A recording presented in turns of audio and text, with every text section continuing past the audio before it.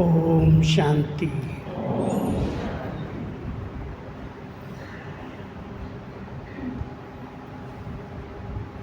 बाबा का हर एक बाबा का बच्चा दिल से शुक्रिया मानता है। बाबा ने आप सबको तपस्या के लिए दुनिया की आवाज़ों से दूर इतना सुंदर स्थान दिया है। ऐसे लगता है जैसे आप सब मधुबन के डायमंड हॉल में बैठ के क्लास कर रहे हैं।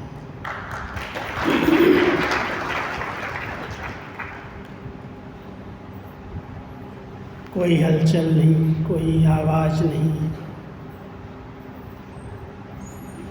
जितना समय चाहे बैठ जाओ बाबा की याद में। तो बीच बीच में इस सुंदर स्थान का हर एक को फ़ायदा लेना चाहिए। कम से कम मास में 2-3 बार ऐसा संगठन हो जो सब आकर के एकदम तपस्या करें। है तो थोड़ा आप लोगों को दूर लगता है शहर से, लेकिन फिर भी हर एक चाहता है कि समय अनुसार ऐसी एकाग्रता का अभ्यास हो जो मन और बुद्धि एक की याद में, एकांत में, एक के अंत में चली जाए। बैठे हैं साकार वतन में, लेकिन बुद्धि योग अपने आकारी वतन और निराकारी वतन में पहुंच जाए। कभी बाबा के पास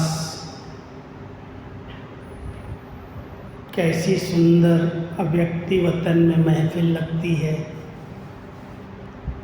बाबा कई बार कहते हैं, भले आप बच्चों को दिव्य दृष्टि का वरदान नहीं है, लेकिन दिव्य दृष्टि से भी शक्तिशाली वरदान दिव्य बुद्धि का वरदान है। तो दिव्य बुद्धि की वरदानी आत्माएं, सबको है ना दिव्य बुद्धि। बुद्धि तो दिव्य है ना, पवित्र है, स्वच्छ है। एक सेकंड में बुद्धि योग, बुद्धि बल से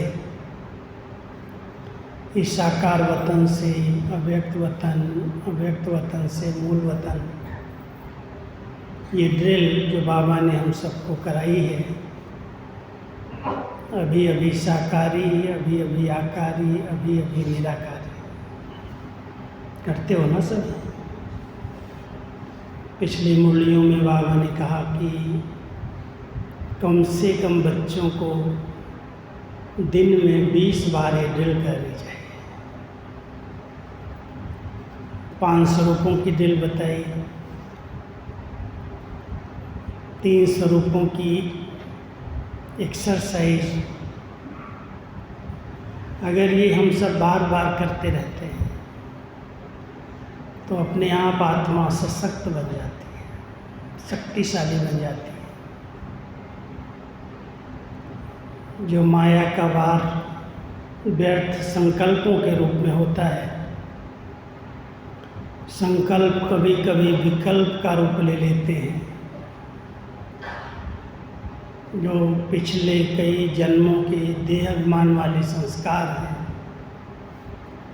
वो अपनी ओर खींच लेते हैं। कई विकर्म हो जाते हैं, कर्म इंद्रियों से कोई न कोई ऐसे गलत कर्म हो जाते हैं। आत्मा परवश हो जाती है, पराधीन हो जाती है। कहती है मैं चाहता नहीं था, मैंने देख लिया, मैंने सुन लिया, मैंने बोल दिया, हो गया। ये परवश स्थिति न हो, उसके लिए हर एक को मन बहुत बहुत मजबूत बनाना है, शक्तिशाली बनाना है, और उसके लिए यही एक्सरसाइज बार बार करो। इस देह भान से न्यारे हो जाओ। मैं तो एक बहुत अच्छा, कभी कभी समय मिलता है, लक्ष्य रखता हूँ, मुरली क्लास के बाद नाश्ते के पहले आधा घंटा, पहले जब तक नीचे की सेवाएं नहीं थी शांतिवन की,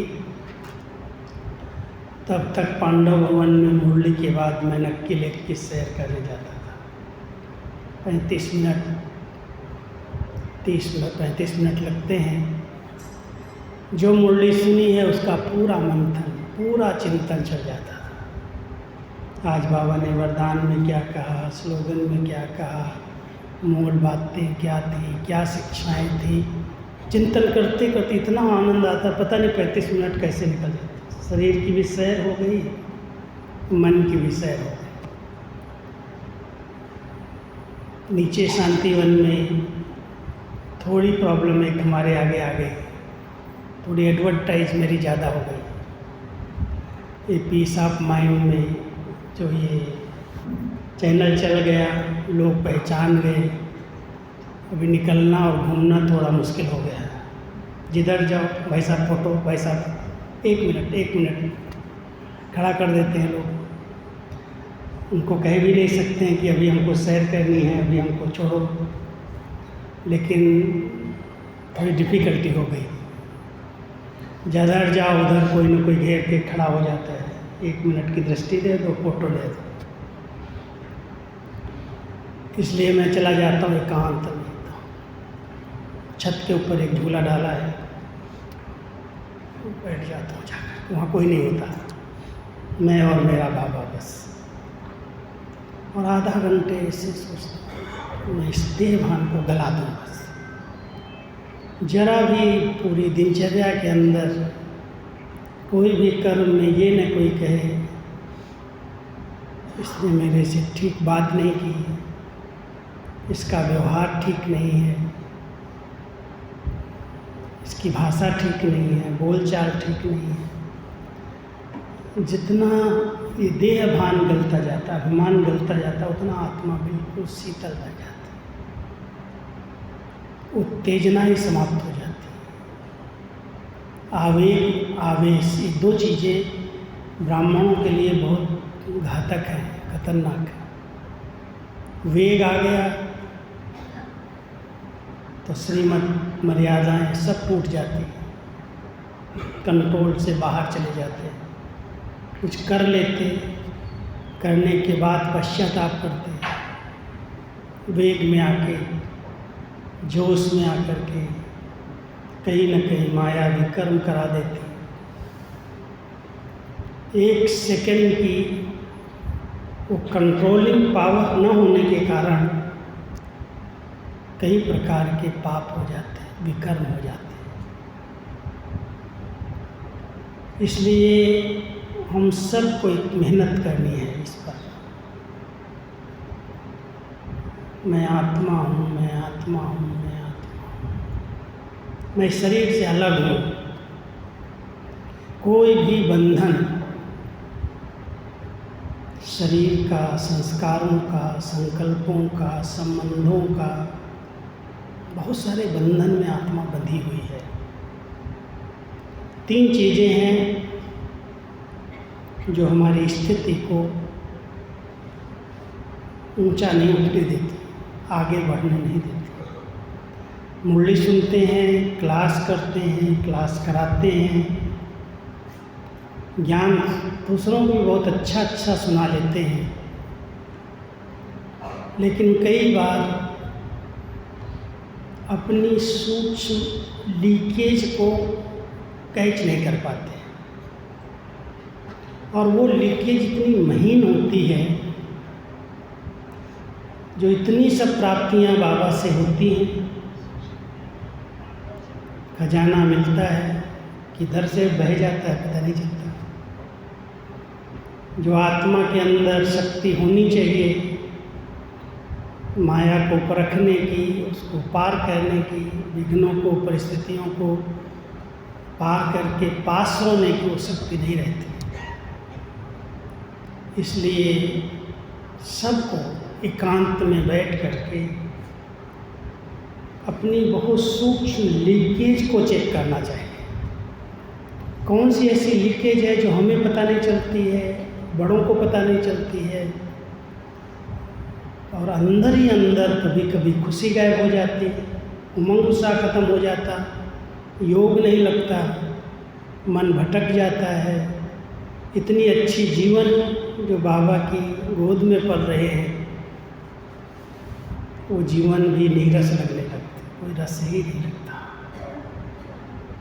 कारण तो कुछ होगा। वो कारण क्या है? जब तक आप एकांत में नहीं जाएंगे, गहरी महसूसता नहीं होगी, तब तक अपने को महसूस नहीं किया जा सकता, रियलाइज नहीं किया जा सकता। रियल को रियलाइज करो। रियल तो ऊपर ऊपर से तुम कहते हम ठीक हैं, कैसे हो, बहुत अच्छे हैं, संतुष्ट हो, हाँ जी, लेकिन रियल में जैसा बाबा चाहता है, जिस स्वरूप में मुझे देखना चाहता है, जो मुझे बनाना चाहता है, क्या मैं आत्मा उस ओर कदम आगे बढ़ा रही हूँ? कितना बढ़ रहा है? वहाँ का वहाँ ठहरे हुए तो नहीं हैं, आगे बढ़ रहे हैं या कहीं पीछे तो नहीं हट गए? बहुत महीन चेकिंग चाहिए। कभी सूक्ष्म, जैसे कई किलोमीटर गहरा अगर भूकंप आता है धरती के नीचे या सागर के नीचे, कहते 3 किलोमीटर 2 किलोमीटर नीचे भूकंप आ गया, थोड़ी बहुत ऊपर हलचल होती है लेकिन अंदर अंदर दरारें पड़ जाती हैं।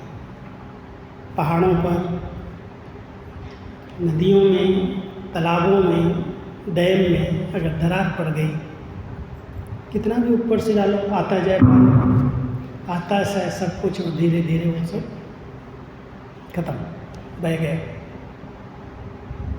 ऐसे ही कोई कोई चलते चलते माया का वार जब होता है किसी किसी के रूप में, किसी भी रूप में, और आजकल विशेष हमारे इस ब्राह्मण परिवार में माया के बड़े सूक्ष्म वार होने लगे।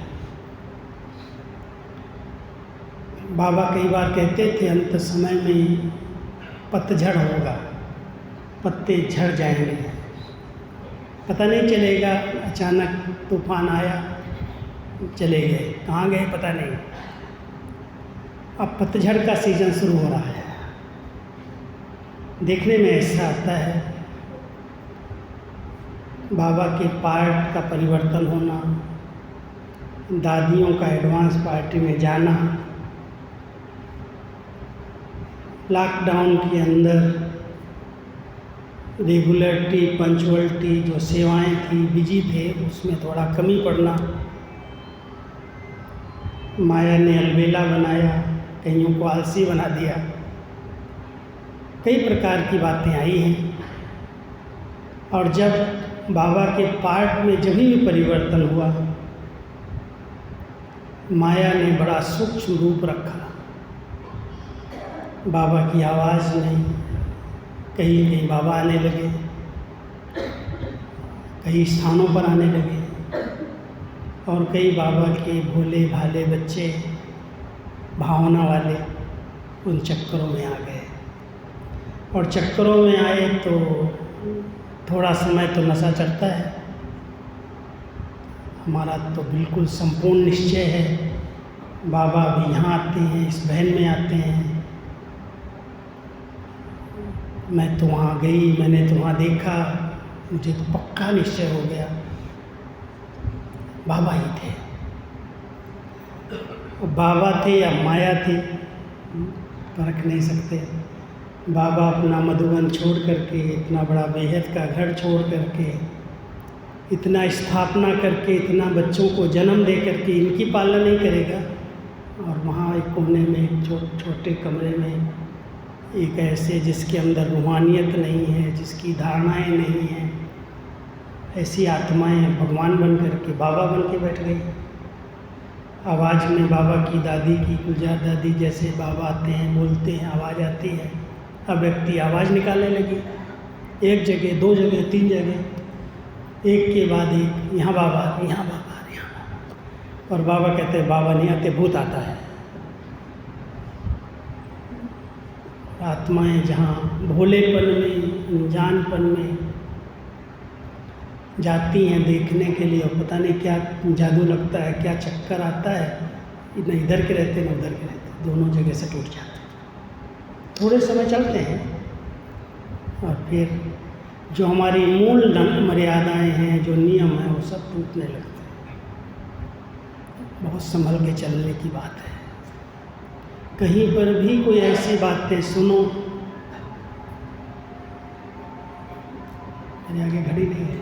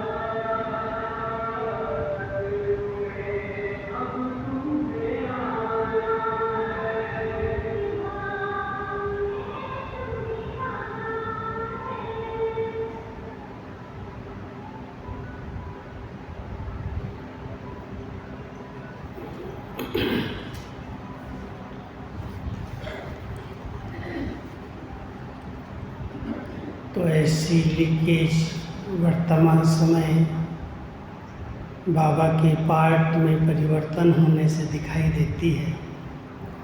2017 31 दिसंबर को बाबा ने समाप्ति वर्ष बोल करके अपने पाठ को समेट लिया।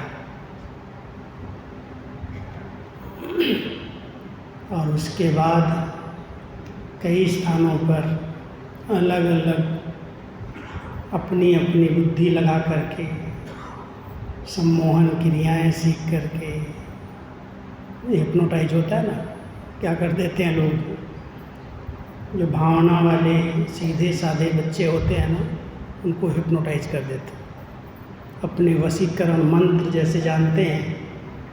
और अच्छी अच्छी बहनें, मैं बताऊं, एक सेंटर की 8 बहनें, मुझे संपूर्ण निश्चय है कि इस तन में, एक भाई, इस तन में बाबा आते हैं, ना कल न सकल, न कभी मधुबन में ऐसे कभी उसको देखा,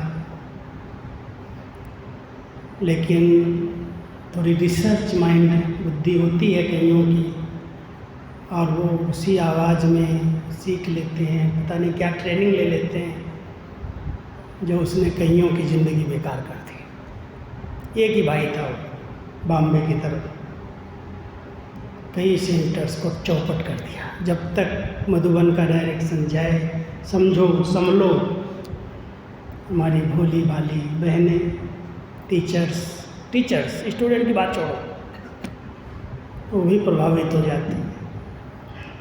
संगम युग पर किसी भी देहधारी के ऊपर, चाहे वो कितना भी अच्छा क्यों ना हो, चाहे जितना ज्ञानी और योगी हो, अगर मैं आत्मा उसकी तरफ आकर्षित हो गई, प्रभावित हो गई, तो ये बहुत बड़ी लीकेज है। और इस लीकेज को अगर हमने बंद नहीं किया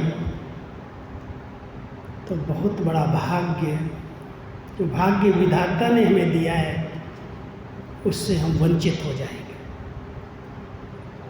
इसलिए बहुत अटेंशन देना।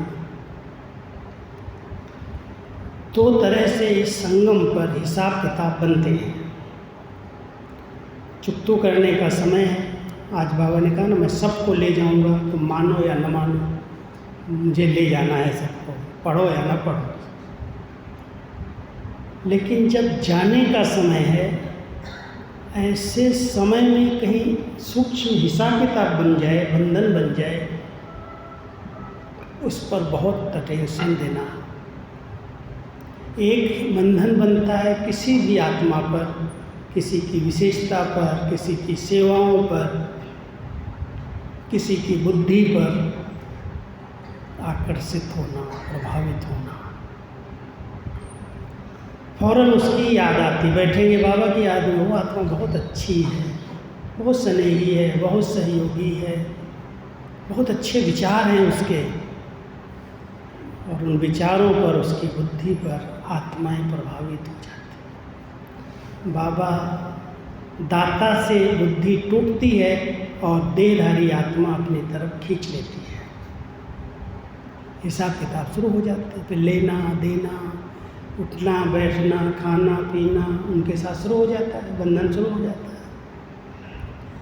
और दूसरा हिसाब किताब है, किसी से आप नफरत कर लो, घृणा कर लो, वैर रखना शुरू कर लो, बैठोगे याद, उसी तरफ रस्सी खींचेगी, जाएगी बुद्धि। इसलिए बाबा कहते हैं, बड़ा अच्छा एक शब्द आता है, हिंदी में कहावत है, न काहू से दोस्ती न काहू से वैर। अगर इस ब्राह्मण जीवन में बहुत अच्छी ऊंचे से ऊंची स्थिति बनानी है किसी को, तो व्यक्तिगत किसी आत्मा से दोस्ती का कनेक्शन नहीं रखना। फ्रेंडशिप बहुत नुकसान करती है। एक बार हमारे जगदीश भाई ने एक लेख लिखा मैगजीन के अंदर, बड़ा अच्छा टाइटल उसका दिया, भगवान तो मुझे मेरे दोस्तों से बचाना, मैं दुश्मनों से निपट लूँगा। कई बार दोस्ती बहुत खतरनाक होती है। दोस्ती उत्थान की तरफ भी ले जाती है और दोस्ती गिरा देती है, पतन में भी ले जाती है। इसलिए ठीक है, सब साथी हैं, स्नेही हैं, सहयोगी हैं, परिवार है, लेकिन किसी के प्रति विशेष आकर्षण, विशेष खिंचाव, विशेष झुकाव ये एक बहुत ज़बरदस्त इस ऊंची स्थिति की लीकेज है। इसको बंद करो, ध्यान दो। जो बाबा बार बार कहता है, मेरा तो एक दूसरा न कोई, एक के सिवाय और कहीं इस समय कलयुग के अंत में आँख न जाए। इस पर फुल अटेंशन देना, आत्मा बहुत भरपूर रहेगी, हल्की रहेगी, खुशी में झूमेगी, प्राप्तियों से संपन्न अनुभव करेगी। इसलिए सब अच्छे हैं, अगर कोई अच्छा नहीं भी लगता है तो भी इसका एक पार्ट है, ड्रामा में यही इसका एक्यूरेट पार्ट है। साक्षी होकर के उसके पार्ट को देखो, उससे दुश्मनी लेकर के तो नुकसान ही हो जाएगा। इसलिए दुश्मनी नहीं रखना किसी से, नहीं तो बंधन बन जाएगा। 3 चीज़ें जो मैं आपको कह रहा था, निरंतर योग में जो बंधन हैं, विघ्न हैं, वो 3 बातों के आते हैं। ये किसी भी प्रकार का बोझ, किसी भी प्रकार का बोझ। बाबा बार बार कहता है, बच्चे जो तेरे पास बोझ है वो मुझे दे दे, मैं सर्वेंट बन करके आया हूँ। कोई भी बोझ अपने ऊपर अभी नहीं रखना। यात्रा पर हो, और यात्रा पर यात्री के पास जितना कम सामान होता है उतना वो बहुत स्पीड से यात्रा कर सकता है। रमणीक बात सुनाते हैं, कहते हैं कि यात्री साधन से यात्रा कर रहा था, उसके पास एक गठरी थी, वो खुद उस पर बैठा था और गठरी अपने सिर पर रखी।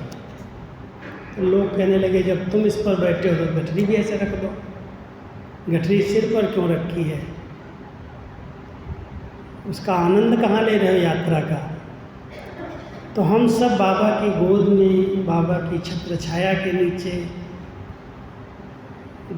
बहुत ऊंची यात्रा कर रहे हैं, याद की यात्रा में हैं, लेकिन कई प्रकार की जवाबदारियों के, संस्कारों के, स्वभावों के, हिसाब किताब के, तेरे मेरे के बोझ लेकर के यात्रा कर रहे हैं। क्या करना है? ये सब बोझ बाबा को कहो, बाबा ये सब तेरा है, तेरा है, मेरा नहीं तेरा है। अगर हल्के होना है तो बाबा ने 2 दिन पहले वरदान में कहा था, एक है अपने संकल्पों का बोझ, मन के संकल्प जो व्यर्थ हैं, नेगेटिव हैं, इधर उधर के चलते रहते हैं, वो बोझ के रूप में उड़ने नहीं देते। दूसरा है अपने पुराने ऐसे किए हुए कर्मों से संस्कार बन गए, उन संस्कारों का बोझ। और तीसरा है संबंधों में इतनी ममता है। ज्ञान में आते हैं कई लोग,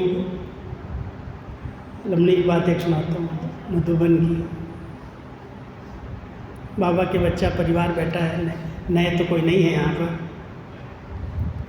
जब समर्पित होते हैं तो कहते हैं मेरा कोई नहीं। जब पूछा जाता है ना, भाई आपका कोई बंधन है क्या, बाद में समर्पित होने के बाद आपको बुलाए, बार बार खींचे, बार बार संबंध याद करें, तो ऐसा तो नहीं हर साल कहोगे मुझे दादी छुट्टी चाहिए 1 महीना की, 15 दिन की। समर्पित माना समर्पित। समर्पित का एक नियम है, 3 साल के बीच में कोई बीच में घर नहीं जाएगा लोग। नियम ये है, कोई कारण हो गया, कोई ने शरीर छोड़ दिया, कोई ऐसी बात है, बीमार है, तो दादी रुकती नहीं, जाओ भले। लेकिन 100 मोह से लोग जाते हैं, कहेंगे हम सेवा करने जाते हैं, कोई कहेंगे हमारे प्रॉपर्टी का झगड़ा है हम जाते हैं। तो दादी हंसते हुए कहती थी, झगड़ा है जाता है, लाता तो 1 पैसा भी नहीं है, और खर्च करके ये कहा जाता है। पहले जब समर्पित होते हैं तो कोई नहीं, सबसे मर के आते हैं, और जब थोड़ा समर्पित हो जाते हैं, 2-4 साल रह जाते हैं, उसके बाद जितने मरे हुए थे वो सब जिंदा हो जाते हैं। आज उसको ये हुआ, आज उसको हुआ, उसके पास जाएंगे, उसको बुलाएंगे। जो लौकिक से मरे आए वो जिंदा हो गए सब, फिर कहाँ से आ गए पता नहीं। और वो इतना बंधन बना देते हैं, समर्पित पर अधिकार रखते हैं। अरे वो तो समर्पित है, तुम्हारा उस पर क्या अधिकार है? लेकिन वो कनेक्शन जो जुटा हुआ रहता है, लेन देन का, सच्ची दिल से अगर उसने मर करके नहीं जिया है, मर जीवा, पहले मरना है फिर जीना है, नहीं तो जी नहीं सकते, अधमरे रह जाएंगे। कई लोग मरे नहीं हैं, जी रहे हैं। पहले पुरानी दुनिया से, पुराने संबंधों से, पुरानी चीज़ों से हमें संपूर्ण मरना पड़ेगा। वहाँ से मर जाओ, फिर इस ज़िंदगी का आनंद लो, नहीं तो ये ज़िंदगी का आनंद नहीं लिया जा सकता। हम सब बाबा के बच्चे मरजीवा हैं, ब्राह्मण कुलभूषण हैं। हम सबको अटेंशन देना चाहिए कि जिस लौकिक से हमने नाता जोड़ा, तोड़ दिया, भले हमको साथ रहना पड़ता है, लेकिन उसकी तरफ हमारा बुद्धि योग न जाए। फिर से उसको हम बार बार खुदेरे नहीं कि ये संबंधी हैं, ये फलाना है, ये फलाना है। इतना बड़ा परिवार हमारा है। ड्रामानुसार बाबा ने मेरे पास तो कोई संबंध रखे ही नहीं, लौकिक कोई संबंध ही नहीं रखा, सब खत्म हो गए। और क्या है, कोई का ड्रामा में ऐसा पार्ट होता है, जिस दिन से पिताजी को निश्चय हो गया मेरा तो बाबा दूसरा न कोई, उन्होंने बहुत कुछ सहन किया, सबका, परिवार वालों का। कमेंट्स करते थे, तुमको भी अपने बच्चे की शादी करनी होगी, तुम्हारे पास भी बेटा बेटियां हैं, जो करना होगा बाबा जाने, मैं नहीं जानता, मेरा तो कोई नहीं। न वो किसी की शादी में जाते, न किसी संबंध में जाते। मुझे 15 साल तक की आयु तक मैं अपने लौकिक में रहा। मुझे यहाँ तक पता नहीं मामा कहाँ है, मासी कहाँ है। कोई आ गया तो पता चलता था कि कोई कारण से आए हैं घर में, तो बताते थे आपकी मौसी, ये मामा, ये फलाना है। मुझे न ले गए, न मुझे जाने दिया, न मुझे परिचय कराया। सब कुछ बाबा ही है, तेरा संसार। इतना संपूर्ण विश्वास से हमें समर्पित किया। आप समझ सकते हो, अगर किसी परिवार में 3 के बीच में एक इकलौता बेटा, 3 की प्रॉपर्टी, 3 की दुकान, 3 की खेती का मालिक, एक वारिस हो, और वो कहे मैं तो समर्पित हो जाऊं, कितनी हिम्मत चाहिए, कितना बलिदान चाहिए। पिताजी और चाचा जी 2 को तो संपूर्ण निश्चय था। बहन को भेज दिया सेंटर पर, छोटी थी 8 साल की, भेज दिया, और मैं 15 साल का हुआ। मैंने कहा मुझे भी सेवा में जाना है। मेरे पिताजी के बड़े भाई एकदम एंटी, ऐसा कैसे होगा। थे कुमार, लेकिन सारा बोझ लेके बैठे थे। कुलदीपक कौन बनेगा, घर कौन संभालेगा, ब्रह्मा कुमार बनना माना ब्रह्मचर्य में रहना पड़ेगा। वो तो क्या उन्होंने खेल रचा हमारे लिए। बाबा कानपुर में आए, मुझे जाने नहीं दिया, मुझे गंगा स्नान कराने लेके चले गए। कोई भी प्रोग्राम में ब्रह्मा कुमारियों का नाम अगर है तो दादाजी मुझे कहीं तीर्थ पर लेके जाएंगे। उनके पास कहीं भूल से पिताजी के साथ न चला जाए, इतना उनका पहरा था मेरे ऊपर। बाबा ने कैसे छुड़ाया, क्या आपको कहानी बताऊं मैं आपको। मैं आया, ऐसे ही आया, स्कूल की लाइफ थी, 9th में मैं पढ़ता था, कभी ट्रेन देखी नहीं थी।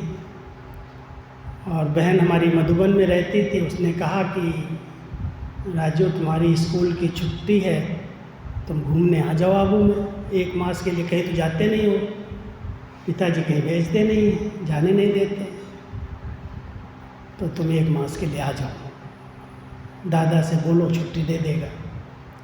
तो मैं दादा के पास, अपना पिताजी के बड़े भाई के पास गया, उन्हीं के पास रहता था, पढ़ता था।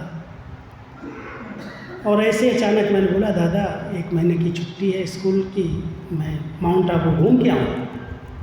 बाबा ने जैसे उनसे बुलवा दिया, हाँ भले जाओ घूम के आओ। और मैं आया मधुबन में, मधुबन का जादू लगा। इतना अच्छा परिवार, इतनी अच्छी दादियाँ, इतनी माताएं, बहुत प्यार मिला, बहुत पालना मिली। 1 मास में तो मैं वहाँ का ही हो गया। मैंने कहा हमको तो नहीं जाना है। दादी कह रही ऐसा कैसे होगा, तुम छोटा है, तेरे परिवार में और कोई नहीं है, तुमको कैसे छुट्टी मिलेगी। बहुत मेरे को प्यार से पालना दे करके ऐसे ऐसे करके जाओ जाओ जाओ। ऐसे थोड़ी कोई को रखते हैं हम यहाँ पर। और मैं आया तो मेरी दिल ही नहीं लगी। और बाबा जो कहता था कि बहुत जल्दी विनाश हो जाएगा, हर मुरली में तो आता ना विनाश हो जाएगा विनाश हो जाएगा, तो मुझे भी निश्चय था विनाश हो जाएगा। पिताजी को तो इतना निश्चय था अरे विनाश होने वाला, क्या करेगा पढ़ करके, क्या करेगा घर संभाल के, जाओ जाओ मत बन जाओ। उनकी ये प्रेरणा और दादाजी 2 घंटे। लेकिन मैं जब गया तो सचमुच वो बांग्लादेश वाली लड़ाई लगी 71 वाली, और वो ऐसी लड़ाई लगी थी वो इंदिरा गांधी के समय, याद होगा आप लोग पुरानों को। शाम के समय ब्लैकआउट हो जाता था 5-6 बजे। स्कूल में मैं पढ़ता था, हमारा स्कूल जहाँ था वहाँ क्वार्टर लेकर के रहता था, 9th-10th वाले बच्चे वहाँ थे। 6 बजे के बाद कोई लाइट नहीं जला सकता, कोई घर से बाहर नहीं निकल सकता, सायरन बजता था, पूरा ब्लैकआउट शहर में। मैंने कहा देखो बाबा दादी पिताजी कहते हैं विनाश होने वाला विनाश होने वाला, ये तो शुरू हो गया, न मैं इधर करा न उधर करा। और मैंने तो बस हाई स्कूल पेपर दिया, लास्ट पेपर 5 अप्रैल को पूरा हुआ, 6 को ट्रेन पकड़ी और 7 को आबू पहुँच गई 72 में। दादी ने देखा आ गया, ये कैसे आया, पूछा मेरे से, मेरा चिट्ठी लाए हो? हाँ लाया। चिट्ठी दिखाओ। गेट पर ही खड़े खड़े चिट्ठी पढ़ करके दादी का अच्छा इतना निश्चय है तुम्हारे पिता को। एक धक से कहा अच्छा जाओ जाओ सेवा में लग जाओ।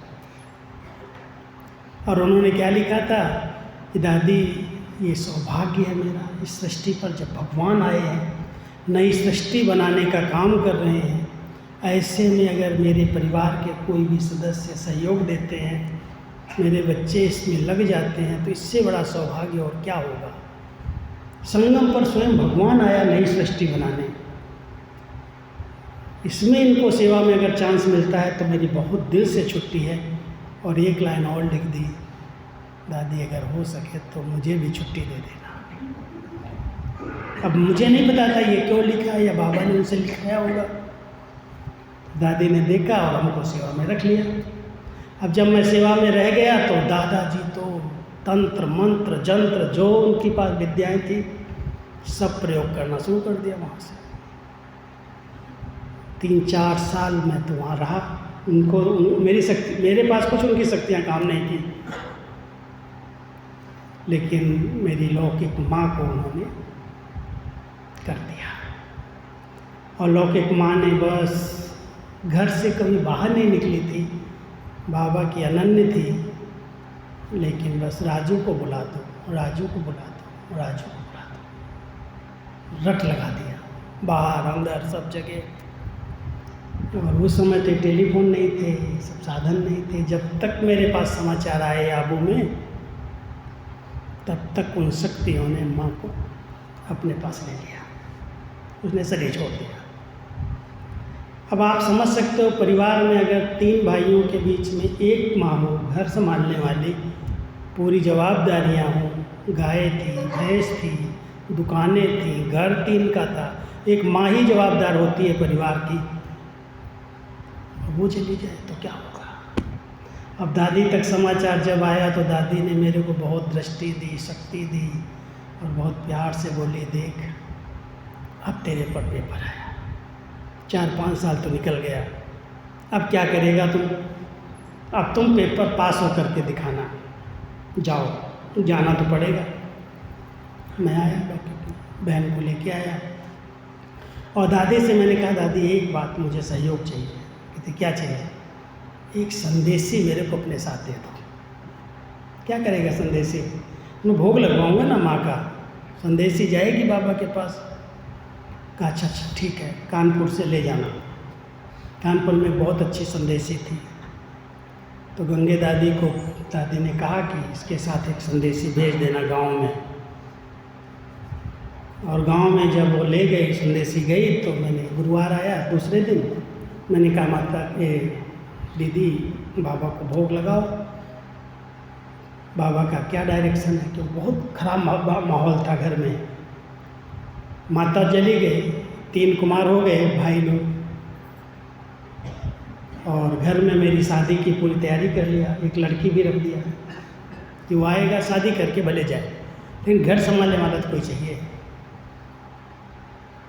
मैं जब गया देखा माहौल बड़ा ख़राब है, तो संदेशी को बाबा ने ऊपर बुलाया और कहा कि बच्चे की जवाबदारी केवल 3 दिन बाबा लेगा, 3 दिन, और 3 दिन के अंदर अगर वो यहाँ से निपटा सकता है सब काम तो उसको कुछ नहीं होगा, लेकिन चौथे दिन अगर यहाँ रुक गया तो उसके लिए बहुत मोटे मोटे रस्से दिखाए बाबा ने, रस्से, और मेरे को एक रस्से में ऐसे लपेटा जा रहा है, बांधा जा रहा है, वो दिखाया दृश्य। 3 दिन के बाद बाबा की जवाबदारी नहीं है, ये संदेश दे रहा है बाबा भोग के हुए, और जो संदेशी को बता रहा है वही लौकिक चाचा जी को भी अनुभव करा रहा है। वो भी कभी सेमी ट्रांस में जाते थे, वो भी देख रहे थे। तो जब संदेशी आई वतन से और मुझे अलग से बुला के बोला कि ऐसे बाबा ने कहा है, क्या करना, मैं तो 15 दिन की छुट्टी लेके गया था, भोग लगाएंगे, ये खिलाएंगे, वो खिलाएंगे, परिवार में एक ही तो है बच्चा, तो ये सब करेगा सब, और बाबा का डायरेक्शन आ गया 3 दिन। ठीक है, बाबा जो कहे। मैंने दूसरे दिन ही सबको अनाउंस कर दिया, जिनको आना है, जो संबंधी हैं इधर उधर के दूर के बुलाओ, अब मैं तीसरे दिन जाऊंगा यहाँ से। क्यों जाओगे भाई, अभी तुम्हारी टेलीग्राम आ गई, टेलीग्राम तो है ना वतन से ही डायरेक्ट, और 3 दिन में मैंने सब काम समेटा, भोग लगवाया, ब्रह्मा भोजन कराया, जो करना था सब कर दिया। और बाबा ने एक और डायरेक्शन दिया कि जहाँ पर उस आत्मा का शरीर संस्कार हुआ वहाँ नहीं जाना, क्योंकि वहाँ पर भी वो आत्माएं भटक रही हैं जो उसको लेके गई हैं, और उसको इतनी जल्दी मुक्ति नहीं मिलेगी। इसलिए तुम जरा भी कहीं मोह नहीं रखना, अटैचमेंट में नहीं आना, और बहुत सहज रीति से अपना काम करके यहाँ से निकल जाओ। अब पिताजी, चाचा जी सब, वो कुमारी जो बैठी हुई थी बहन, उसका कल्याण कैसे होगा। मैंने उसको बोला, देख मेरी शादी तो भगवान से हो गई, अब दूसरी शादी मुझे करनी नहीं है, तेरे को अगर कुछ चाहिए, सेंटर चाहिए तो मैं सेंटर दिलवा देता हूँ, सेंटर पर चली जा। मैं कानपुर में उसको छोड़ दिया सेंटर पर, और मैंने तीसरे दिन वहाँ से छुट्टी लिए वापस आया। पिताजी ने मेरे से बोला, अभी करना क्या है। न करना क्या है, 2 काम करना है। बाबा को घर दिया है यहाँ पाठशाला चलाना, खेती है वो सदा देती है, खेती बेचना नहीं। लेकिन जो माता जी ने संभाल के रखा है ना सामान, वो मुझे दिखाओ। अब माता जी ने तो क्या तैयारी की हुई थी, कितने सुंदर सुंदर कपड़े, साड़ियाँ, शादी के लिए जेवर, बहुत जेवरात इकट्ठी थी परिवार की। पता नहीं, पिताजी को नहीं मालूम था सब कुछ, वो गुप्त रीति से सब घर में तैयार था। मैंने खुलवाया तो हमने कहा, यही तो देखना, ये आत्मा यही भटकती रहेगी, कहीं नहीं जाएगी। उस आत्मा को मुक्ति देनी है तो इसको अभी हटा दो, यही माया है सबसे बड़ी। मैंने सारी उनकी जेवरात उठा करके उनका ये सब सेंटर पर दे दिया। कुछ नहीं चाहिए मुझे, एक चीज़ नहीं चाहिए, अंगूठी भी नहीं चाहिए, सब उठाया और सब सेंटर पर दे दिया। स्वाहा। और कपड़ों को हमने कहा, जिसको दान करना आप कर देना, कोई रखना नहीं, बर्तन नहीं रखना इतने बड़े बड़े, और धीरे धीरे सब कुछ समेट करके जब बिल्कुल हल्के हो जाओ तब मुझे बताना। 1 साल 1.5 साल उनको लगा।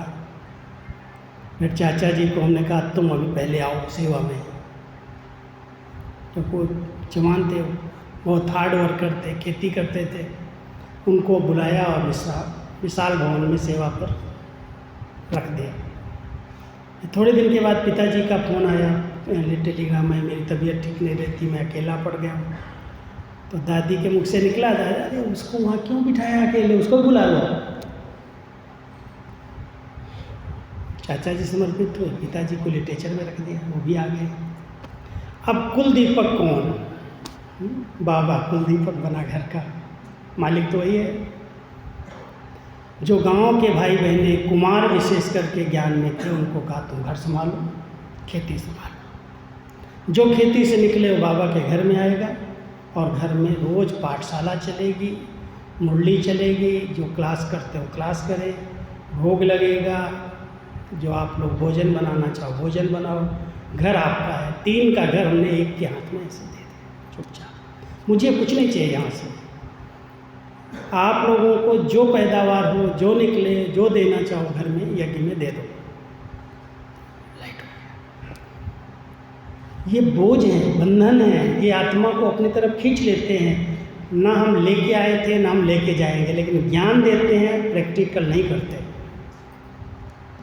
छोटी छोटी प्रॉपर्टी पर संबंध भाई भाई के टूट रहे हैं, क्या ज़रूरत है? अच्छा चलो ले जाने दो, क्या जाएगा? 2 रोटी भगवान खिलाएगा ना, क्यों बंधन बांधे हुए हो? मेरी प्रॉपर्टी, मेरी दुकान, मेरा घर, और दुश्मनी लेकर के आपस में चल रहे हैं।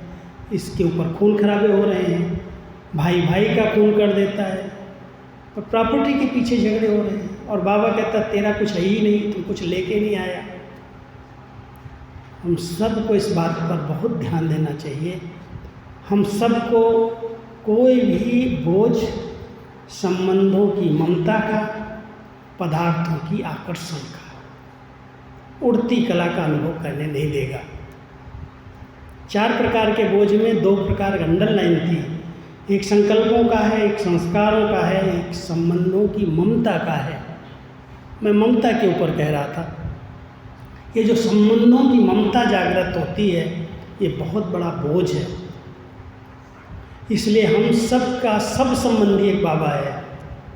कोई दूसरे संबंध होते हुए भी, साथ निभाते हुए भी तोड़ निभाना, बुद्धि से तोड़ो फिर निभाओ, बंधन नहीं बने।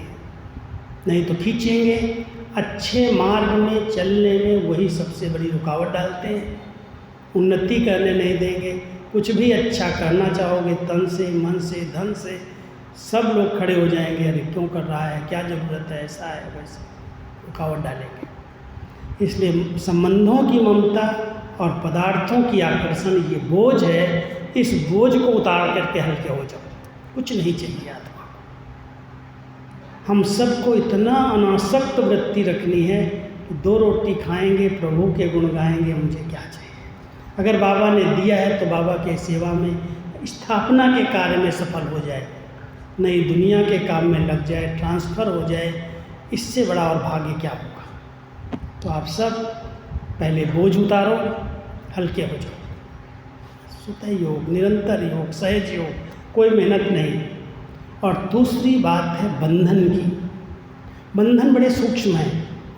बोझ पता चलता है, खुशी अनुभव नहीं होने देता, लेकिन बंधन खींचता रहता है गुप्त रीति से। सूक्ष्म रस्सियाँ, लोहे की रस्सियाँ तो फटाफट काट देते, लेकिन सोने हीरे की रस्सियाँ अपनी तरफ बांध रही हैं। उन रस्सियों को चेक करो, कहीं मैंपन की रस्सी है, कहीं मेरेपन की रस्सी है, मैं बड़ा समझदार हूँ, मैं बड़ा बुद्धिमान हूँ, मेरी अच्छी बुद्धि विशेषताएँ हैं, अहम भाव।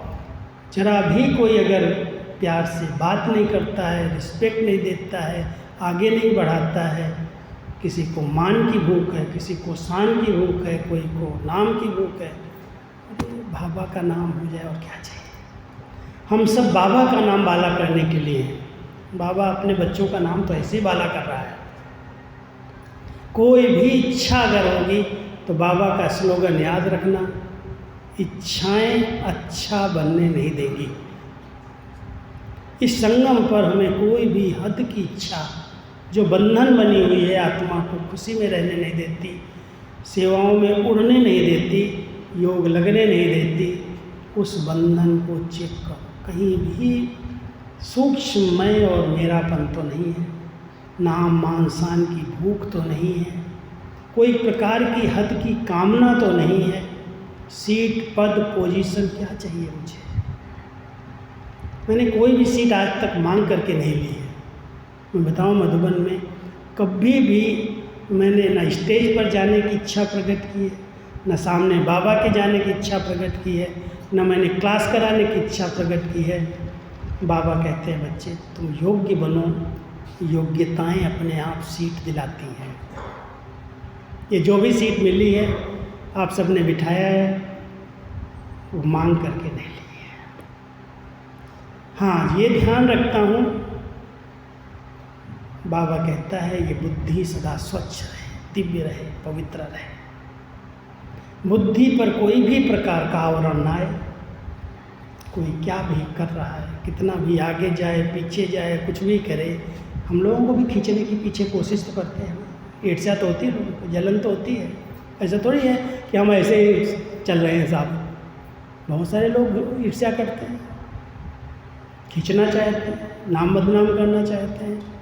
लेकिन बाबा एक शब्द कहता है, कहूँ, हाथी अपनी मस्ती में चलता है, कुत्ते भौंकते रहते हैं। अगर हम ठीक हैं, शक्तिशाली आत्माएं हैं, हम अपनी मस्ती में रहें, अपने सम्मान में रहें, न किसी से ईर्ष्या करें, न किसी से कोई भी प्रकार की नफ़रत करें। बस जो बाबा मुझे दिया है सब कुछ दिया है। मैं बहुत बाबा का माला माल बच्चा हूँ, सब प्रकार से बाबा ने संपन्न बनाया है। संकल्प उठता है, सब चीज़ें आ जाती हैं। कोई चीज़ आज तक डिमांड करने की ज़रूरत नहीं पड़ती, अपने आप सब भरपूर बाबा कर देता है। लेकिन जहाँ पर आवश्यकता है वहाँ पर तन मन धन, मैंने बताऊँ 10-10, 15-15 घंटा मैंने दिल्ली की मार्केट में 1-1 रुपया बचाने के लिए यज्ञ का खूब धक्के खाए। दिल्ली की मार्केट के अंदर जहाँ से सस्ता मिले, स्टेशनरी का हमारी ख़रीदारी थी, कागज़ की ख़रीदारी थी, बहुत सारा सामान लाखों रुपए का यज्ञ में जाता था। दादी कहती दिल्ली में सस्ता है, तुम जा खरीद के ले। और ये जो नई सड़क खारी बावली वाली है, इधर वाली नई सड़क पर चांदनी चौक के पास, वहाँ पर रिक्शा जा सकता है ना कुछ जा सकता है। ऐसी जगह पर मैं सिर पर गठरियाँ उठा उठा के कागज़ की स्टेशनरी की बाहर ले जाता था, वहाँ रिक्शा करता था। और जितना हो सके 5 रुपया भी मेरा बचे, जिस दुकान में सस्ता मिले, जहाँ से सस्ता मिले। ये बाबा की अमानत है, बाबा के यज्ञ में मैं बैठा हूँ, मेरे से एक एक पैसा भी सफल होना चाहिए।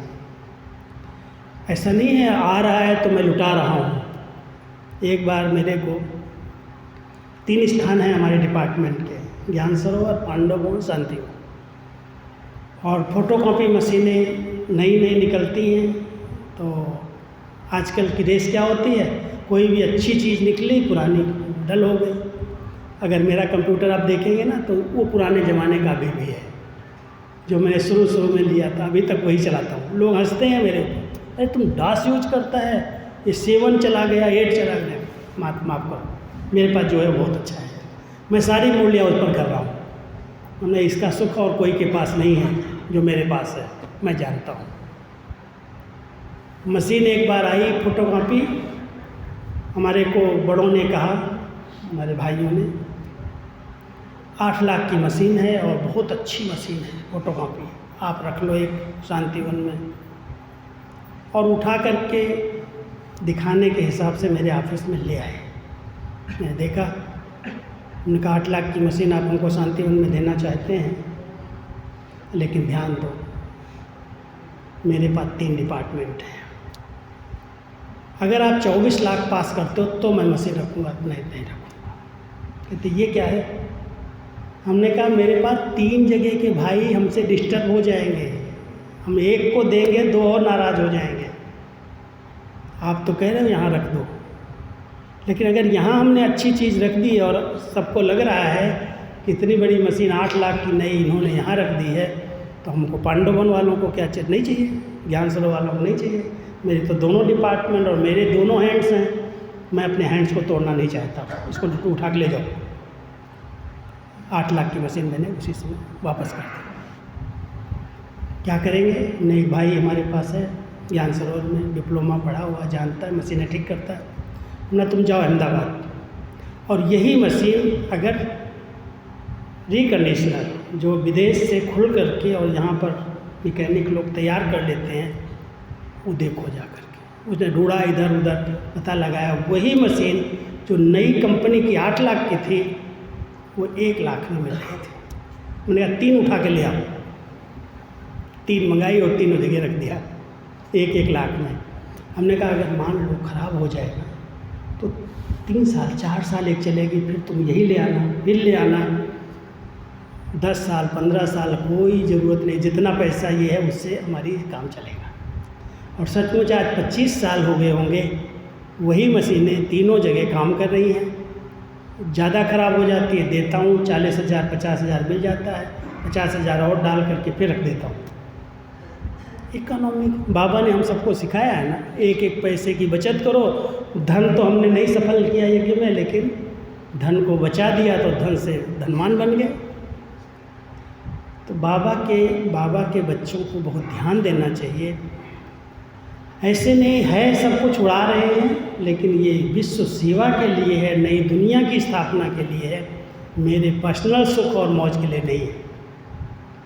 तो आप सब बाबा के बच्चे बंधन जहाँ पर भी बंध रहे हों, किसी चीज़ में भी, वस्तुएं बांध रही हों, व्यक्ति बांध रहा हो, अपनी विशेषताएं बांध रही हैं, तो बोझ, बंधन और सुख, लीकेज, इन तीनों चीज़ों को बहुत गहराई से चेक करो और इसको अगर बंद कर दिया तो ये स्थिति बहुत ऊंची बन जाएगी। ब्राह्मण जीवन इतनी श्रेष्ठ महान जीवन है जिसमें स्वयं डायरेक्ट भगवान की पालना है, उनकी छतरी के नीचे हम रह रहे हैं, हमारी सब जवाबदारियां उसने ली हुई हैं, कुछ सोचने की ज़रूरत नहीं है। जिसके साथ स्वयं भगवान सर्वशक्तिमान, सर्वसमर्थ, रक्षक है, गाइड है, शिक्षक है, हर प्रकार से हमारी संभाल करने वाला है, हमें क्या सोचने की ज़रूरत है? किस चीज़ की चिंता है?